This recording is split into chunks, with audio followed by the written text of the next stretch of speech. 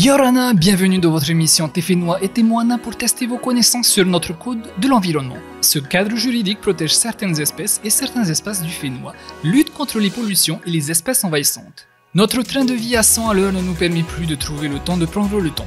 Prendre le temps de contempler les fleurs du jardin, d'écouter le son des oiseaux en début de matinée, de sentir l'eau qui coule sur notre peau lors d'un bain dans la rivière la plus proche, d'admirer nos enfants grandir et apprendre des expériences de tous les jours. Mais ne soyons pas défaitistes, il est toujours temps de lever nos yeux de nos écrans de téléphone et d'apprécier les choses simples de la vie. C'est une rééducation possible et fortement recommandée par nos chers psychanalystes. Ce qui fait écho au fameux sentiment océanique décrit par l'écrivain Romain Rolland au neurologue Sigmund Freud dans sa lettre du 5 décembre 1927. Je cite « L'impression à la fois réconfortante et enivrante de ne faire qu'un avec l'univers et d'échapper aux limites du temps. » Du coup, une question m'interpelle et je vous la pose pour avoir vos avis. Que faites-vous chaque jour pour protéger le Fénois? Les feuilles, je ne pollue pas, je garde dans ma poche. Parce qu'il n'y a pas de poubelle. Et si je vais à la plage, je vois des feuilles par terre, je ramasse, je mets dans la poubelle. J'évite de trop polluer. En fait, ça m'arrive de ramasser les ordures qui traînent. Je trie les déchets, je récupère énormément le papier, je recycle tous mes petits bouts de papier qui traînent, je les réutilise. Voilà, je laisse pas couler l'eau. Jeter mes déchets dans la poubelle. Je diminue ma quantité en plastique. Et ensuite, comme nous sommes dans la restauration, en fait, nous réutilisons tous nos déchets organiques, tout ce qui va être légumes, épluchures, viande, pour les retravailler, comme ça on évite de les gaspiller. Pour mieux protéger ce bel environnement, il est nécessaire de rester informé et c'est pour cela que TFTM existe. Nous partons maintenant à votre rencontre pour vous poser quelques cols et tester vos connaissances. C'est parti!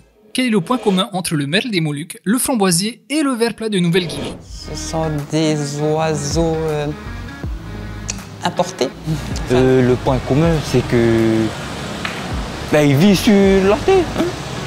Il vit sur terre. Alors, le ver, il mange des framboises et l'oiseau, il mange les deux, je sais pas. Je sais pas du tout. Alors là, bon déjà je sais qu'ils ont une importance dans la nature, ils sont très importants, mais après leur point commun, non du tout. Là, je sais pas, ils doivent combattre tous les trois contre, je sais pas, ou ils surfent avec une petite bébête ou quelque chose. Je sais pas. Ce sont toutes des espèces envahissantes menaçant la biodiversité de notre Fénois. Ces espèces, souvent introduites par l'homme volontairement ou par accident, trouvent des conditions favorables pour leur développement au détriment de la biodiversité locale. Le merle des Moluques ou martin triste par exemple a été introduit à Tahiti en 1910 pour lutter contre les guêpes. Évidemment, comme pour la majorité des actions de l'homme, cela ne s'est pas passé comme prévu. Et au lieu de manger les guêpes, il a préféré s'attaquer aux fruits et aux petits oiseaux endémiques. Depuis Tahiti, il a réussi à s'installer dans toutes les îles de la société et à Hivaoa aux Marquises. Au Tuamotu, il est présent à Hao, ainsi qu'à Tupuai et à Rurutu aux Australes. Au total, sachez que le Code de l'environnement a déclaré espèces menaçant la biodiversité, 39 espèces végétales et 13 espèces animales. Ce qu'il faut retenir, le merle des Moluques, le framboisier et le ver plat de Nouvelle-Guinée sont des espèces envahissantes. Passons à une question qui m'a longtemps intrigué. À qui appartient l'eau en Polynésie française? Franchement là, à tout le monde. Tout le monde, c'est pour moi. Pour moi, c'est à tout le monde. À tout le monde. Je pense à tout le monde. Je dirais bien au pays ou à tout le monde, je sais pas. Parce que je sais qu'elle n'est pas payante partout. Alors, c'est une question un peu compliquée. Bon, quand on dit c'est au pays, qui dit pays, c'est la commune.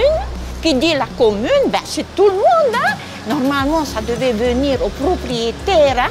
Quand il y a chez toi, quand tu achètes un terrain, et puis il y a de l'eau qui arrive chez toi. Normalement, ça t'appartient. Et aujourd'hui, tout ce qui t'appartient à toi, ça appartient à la commune, sinon c'est au territoire. C'est un petit peu comme ça. À tout le monde. L'eau fait partie du patrimoine commun naturel de la Polynésie française et l'usage de l'eau appartient à tous. Personne ne peut donc revendiquer la propriété de l'eau.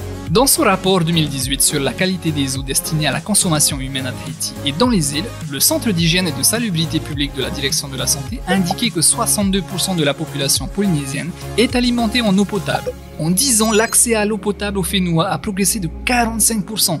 Ces chiffres encourageants ne doivent pas cacher que 38% de la population n'y a toujours pas accès. Rappelons que l'accès à l'eau potable est une obligation légale prévue par le Code général des collectivités territoriales applicable aux communes du Fénois. Cette obligation doit être finalisée au plus tard en 2024. Cette obligation implique aussi des investissements très lourds de la part des communes qui ne disposent pas forcément des ressources financières nécessaires. Elle implique également que le service d'accès à l'eau potable soit payé par les utilisateurs. Tout cela pèse sur la gestion des communes et notamment les plus petits et les plus isolés. Enfin, souvenons-nous également que si nous sommes un pays entouré d'eau, l'eau douce y est particulièrement rare. Ce qu'il faut retenir, l'eau appartient à tout le monde. Et voilà, TFTM est maintenant terminé. Maruru à tous d'avoir participé à notre quiz. Vous pourrez retrouver notre émission sur le replay de TNTV et sur les réseaux de la direction de l'environnement. Si vous voyez notre équipe dans la rue, n'hésitez pas à tester vos connaissances sur le code de l'environnement. Nous continuerons à vous lancer des challenges car nous avons remarqué que nos caméras vous attirent irrésistiblement.